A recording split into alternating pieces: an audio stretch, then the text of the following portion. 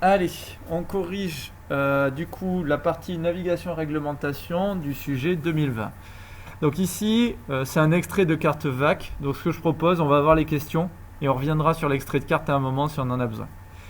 À votre arrivée à Nice-Côte d'Azur, le responsable communication de l'aéroport vous indique que cette plateforme dispose de deux pistes désignées 22L et 22R. Et vous comprenez que la piste 22L, c'est quoi? Alors celle-là, c'est vrai que c'est pas un truc qu'on a vu. Ce qu'il faut voir, c'est que s'il y en a deux pistes numéro 22 qui sont côte à côte, ben voilà, le L et R, c'est pour left et right. Ok. Donc là, la 22, elle est dirigée vers le 220, hein, et donc du coup, ben, 22R, c'est pour 22 right et 22F pour 22 left. Donc la left, elle est à gauche de la 22R. Donc ici, la bonne réponse, c'était la D. Ok. Une piste dont l'orientation magnétique est 0,43 sera numérotée. Alors ce qu'il ne faut pas oublier quand on a des numérotations, hein, c'est que on ne prend que les dizaines. Donc on coupe l'unité. Donc ici, la piste, elle sera appelée la piste numéro 0,4. Attention, si ça avait été la piste numéro 0,46, si sa direction c'était 0,46, ça aurait été une piste numéro 0,5. Ok, on arrondit. Quand ici je suis à 5 ou plus, ça arrondit à la dizaine supérieure. Donc ici, la bonne réponse, c'était la C. Le contrôleur aérien en charge de la visite dans la tour vous présente la carte VAC de l'aéroport, du premier document, et ça correspond aux procédures de décollage et d'atterrissage, à vue, aux instruments, ou pour les avions et les planeurs, ou uniquement pour les hélicoptères. Les cartes VAC, on a dit quoi? C'est pour nous en fait, hein. Donc c'est pour les vols à vue, principalement. Ok.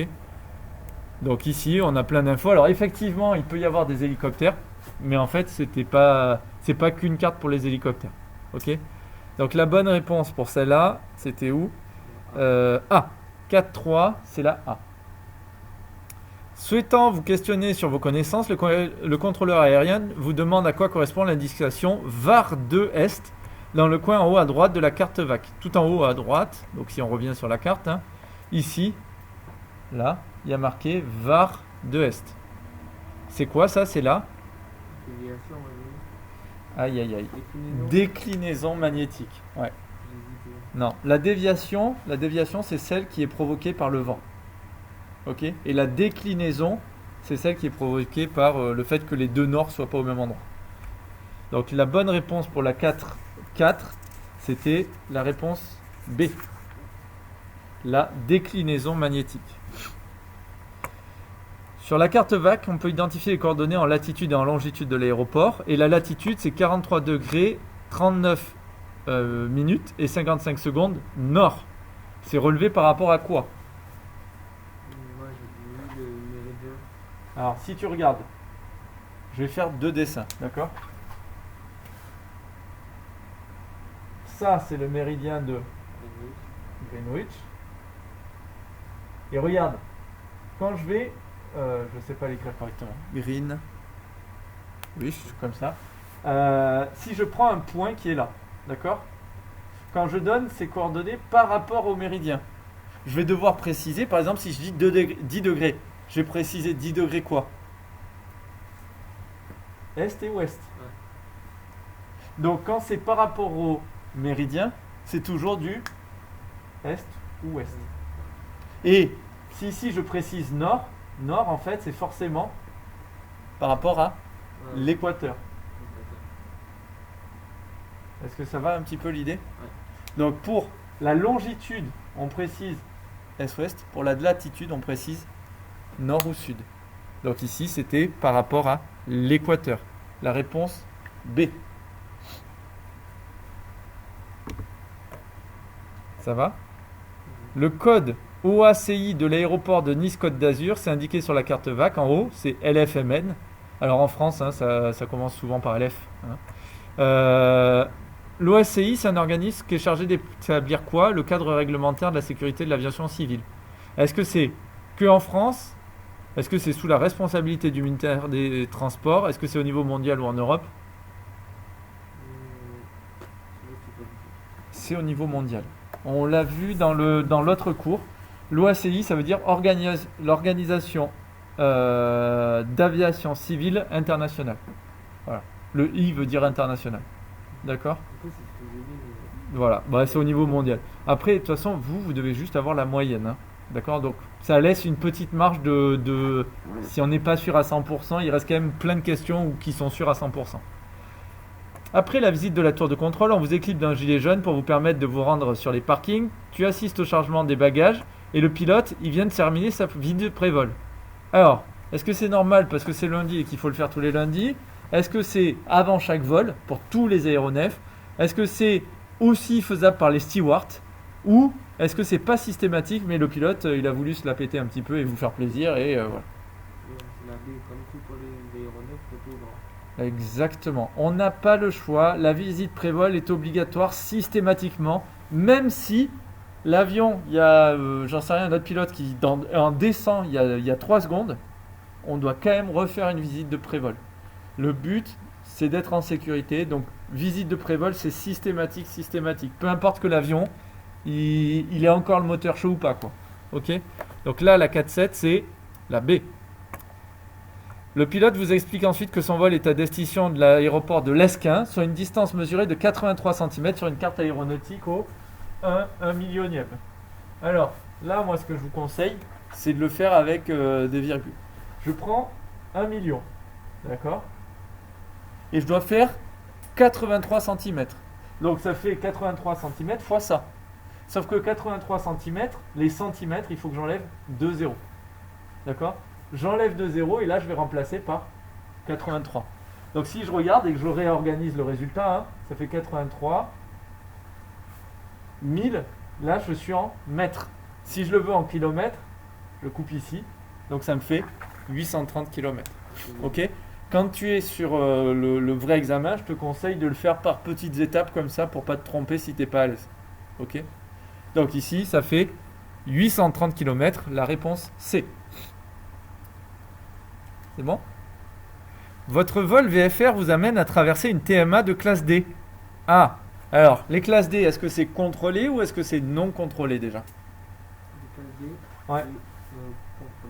A, B, C, D, E, F, G. Ce qu'il faut se souvenir, ça, c'est non contrôlé. Tout le reste, c'est contrôlé. On vient de le voir. Donc déjà, c'est une zone contrôlée. Donc déjà, je peux éliminer la réponse A. Est-ce que c'est une zone interdite au vol VFR? Non, la seule zone qui est interdite au vol VFR, c'est la A. Donc, c'est pas la D non plus. Maintenant, est-ce qu'elle nécessite une clairance ou est-ce qu'elle nécessite jamais de clairance? Elle nécessite une clairance. Donc là, ici, ça va être la réponse numéro B. De toute façon, la seule zone qui nécessite jamais de clairance, c'est laquelle? La G. Et à la rigueur, la E si on est en VFR. Il y a besoin d'une clairance, par contre, pour les IFR ici. Mais en tout cas, là, voilà, ok. Le D, c'est sûr qu'il faut une clairance. La route géographique ou route vraie sur la première branche est de 330 degrés. La déclinaison magnétique est de 2 est et notre route magnétique, elle est de combien? Alors moi, ce que je te propose, quand on fait ça, on fait le dessin. Alors, je vais faire le dessin au début de manière fausse, juste pour avoir l'idée, d'accord? Après, on pourra le faire de manière juste, mais si ça, c'est mon or vrai, je vais faire un dessin qui est n'importe quoi volontairement, hein, 330, je sais que c'est pas là, mais si ma route, elle était là, d'accord? Donc là, j'aurai mes 330, normalement. Et que ma déclinaison magnétique, elle est de 2 est, je viens ici, d'accord? 2 est. Donc si là, c'est 330, il me reste combien ici, finalement? 328. Voilà. 330 ici, degrés, et là j'aurai plus que 328. Alors, je sais que mon dessin il n'est pas bon ici, d'accord? J'en ai conscience, mais il permet de le faire assez vite, ok? Normalement, mon 330 il est là-bas, hein. Mais ça fait un truc qui fait beaucoup pour faire le même chose. Donc là, c'est un dessin de principe. Si je devais faire le dessin réel, mon 330 il est là, mais mon 2 est il est là, donc 330 c'est tout ça. Et tu vois qu'on y voit quand même un peu moins bien. Enfin, moi, c'est ce que je trouve. Hein. Ça fait plus que, finalement, sachant que là, j'ai 2, 328. Bon. C'est la différence entre un dessin de principe qui est faux, mais un dessin qui est vrai, mais qui est illisible, quoi. Ok, donc là, c'était 328. Très bien. Donc, réponse numéro B. Sur la branche suivante, vous devez suivre une route magnétique de 350 degrés. Votre avion a une vitesse propre de 120 nœuds et le vent vient du 20 degrés pour 20 nœuds. Et là, on se dit, what? Un conseil, tu fais comme moi, tu fais un dessin absolument dégueulasse, mais qui a le mérite d'exister. Ok? Donc, je vais le refaire au tableau. Je veux suivre une route qui fait 350. Donc, le 0, il est là, le 350, il est à peu près là. Hein. D'accord? J'ai une vitesse propre de 120 nœuds. Alors, je ne sais pas ce que ça fait. Moi, sur ma feuille, j'avais fait 6 cm. Pour me dire, si j'ai besoin, je peux voir. Et ensuite, on me dit, le vent, il vient du 20 degrés. 20 degrés, je trace 20 degrés, c'est à peu près ça. Ça, c'est le 20 degrés. Et j'ai un vent qui fait 20 nœuds. Donc là, je tracerai, par exemple, 1 cm. Ok? Et maintenant, je me dis, si mon vent, il a tendance à me pousser vers la gauche, est-ce que, du coup, pour rester sur ma route, est-ce qu'il faut que je suive un cap qui est plus à droite ou plus à gauche? Plus à droite. Je regarde les propositions qu'on me fait. On me propose 330, on me propose 345, on me propose 350 ou on me propose 355. De toute façon, ici, même sans calcul, que le vent il fasse 20 degrés, qu'il fasse 20 nœuds nautiques ou pas, finalement, la seule proposition dans les réponses qu'on me propose, hein, la seule possible, c'est laquelle? C'est la 355. C'est la seule qui me permettrait de me mettre plus dans le vent, en fait. Et comme ça, en fait, si je suis ce truc-là, le vent, en permanence, va me pousser comme ça. En gros. Voilà l'idée. C'est bon? Donc là, en fait, à la base, il y a toute une méthode qu'on peut tracer. Mais ici, vu ce qu'on nous propose, j'ai même pas besoin de me faire chier, en fait. J'ai fait un dessin pour bien comprendre. Et toutes les propositions, la seule possible, c'est la 355. Ça va l'idée? Tu comprends? Moi, ce que je vous conseille quand vous avez beaucoup de données comme ça, c'est d'essayer de faire des dessins. Prenez-vous absolument un rapporteur, si possible un 360. Si tu n'as pas un 180 comme celui-là, ça suffit, mais il faut faire un peu plus de calcul du coup. Mais si tu en as un 360, pour les petits dessins comme ça t'évite de trop réfléchir, de trop te tromper. Ok? Des nuages vous obligent à descendre à 3000 feet QNH. Déjà, tiens, petit rappel, c'est quoi QNH? Au niveau de la mer. Ok. QNH par rapport au niveau de la mer. Ok. Et QFE? Au niveau de la piste. Au niveau de la piste. Ok, il y en a un qui me donne une hauteur, le QFE, et il y en a un autre, le QNH, qui me donne une altitude. Sur les cartes, tous les obstacles sont donnés en altitude. Ok. Donc ici, on me dit qu'il y a un relief sur notre route à 2700 feet. Est-ce que j'ai le droit de passer ou pas? C'est quoi la marge de manœuvre que je suis obligé de laisser normalement? C'est 1000. non, Non. c'est 500 feet. C'est ça, En campagne, c'est à peu près 500 feet, d'accord, ce qui correspond à 150 mètres. Voilà. Donc si ici c'est à 2700 ça, et bien plus 500, ça fait 3200. Du coup, est-ce que j'ai le droit de monter dans les nuages le temps de passer le relief? Non. Surtout pas, c'est pire les nuages que le relief. Enfin, c'est pire, c'est pas mieux le nuage que les reliefs. Donc en VFR, on n'a pas le droit de passer dans les nuages. Est-ce qu'on contourne pour respecter une hauteur de survol de 1000 feet minimum? C'est pas 1000 feet la réglementation, c'est un peu moins, c'est que 500 feet. Ok? Donc là, la différence c'était la D. Et là, si t'es pas sûr, en fait, c'est vrai qu'il vaut mieux prendre un peu de marge, tant pis. Mais la vraie limite, c'est 500 feet. Ok? Donc ici, c'était la réponse D. Pour la 412, c'était 500 feet. 500 feet, ce qui fait 150 mètres à peu près. D'accord? Le transpondeur qui équipe votre avion. Est-ce que ça permet d'identifier et de suivre un vol à l'aide d'un radar au sol, d'effectuer un vol sans visibilité, pratique du VFR en haute altitude ou de recevoir des informations météo en vol? Le transpondeur. Le A, moi j'ai vu. Exactement. Le transpondeur, c'est un système automatisé de mon avion. Quand je mets un code sur le transpondeur, ça permet que le régulateur qui me voit sur son radar, il est directement le numéro qui a été réglé sur le transpondeur de l'avion. Quand je vais rentrer dans des zones réglementées, je contacte la zone réglementée et ils me donnent un numéro de transpondeur à régler. Ils me disent, vous vous mettez en 51-18. Voilà. Je me mets en 51-18, je lui confirme et lui il me voit bien sur le radar, il est content et voilà, tout va bien. Ça permet de suivre en temps réel toutes les positions de tous les avions. Ok, donc là ici c'était la A. L'augmentation d'altitude peut entraîner un risque d'hypoxie. Ok, hypo c'est un manque de, oxy c'est l'oxygène. Donc, est-ce que c'est une absorption d'oxygène pur en trop grande quantité? Non, justement, c'est exactement l'inverse, on n'a pas assez d'oxygène.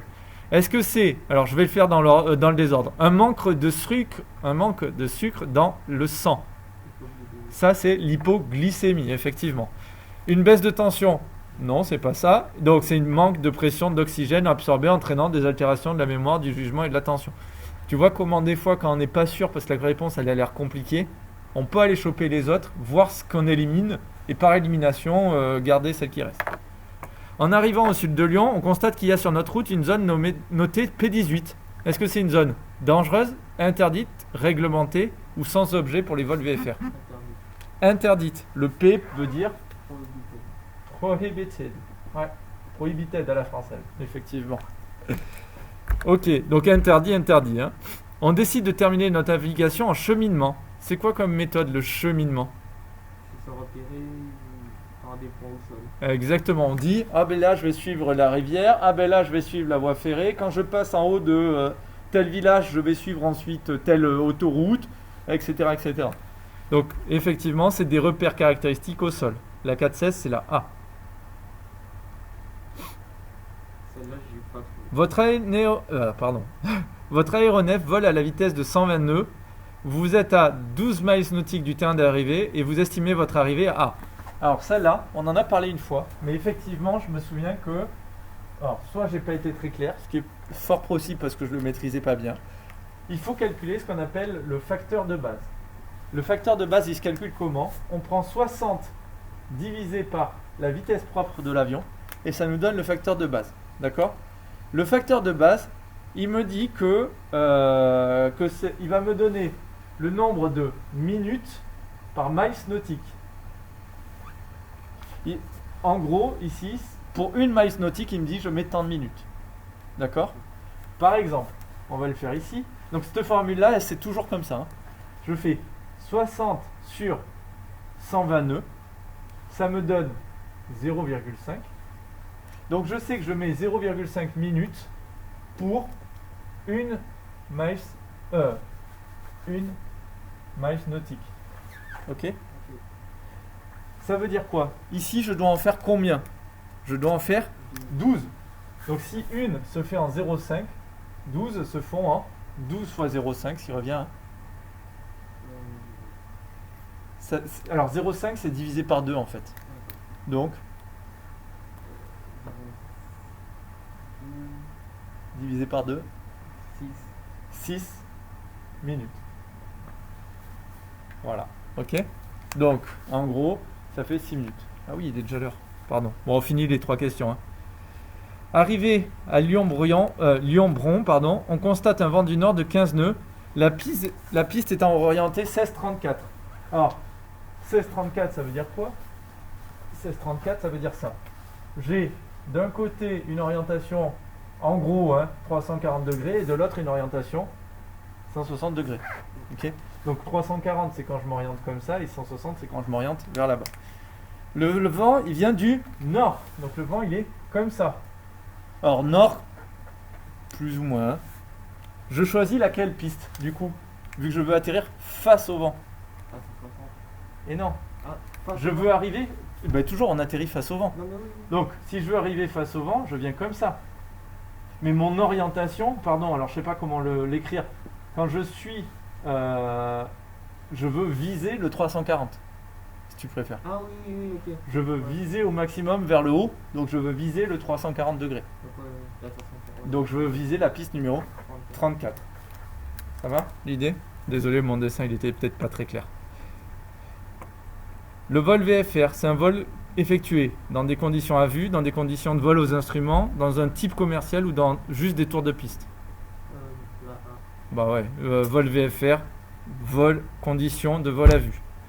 Ok, on rappelle, c'est quoi les conditions de vol à vue? Il faut que la météo soit pas trop mauvaise, il faut être assez loin des nuages, voilà, il y a toutes ces règles-là, il faut avoir une bonne visibilité à 8 km en temps normal, ou si je suis en dessous de S, il faut que je sois qu'à 1,5 km. Voilà un petit peu l'idée. Sur une carte au 1/500 millième, une distance mesurée de 10 cm. Alors on reprend l'idée, hein. Je prends mes 500 000, ok, les centimètres, ça enlève de 0.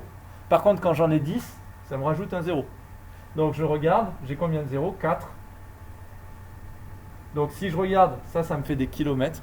Ça me fait donc 50 km. C'était la réponse numéro A. Voilà pour ce questionnaire. Ça te fait combien du coup?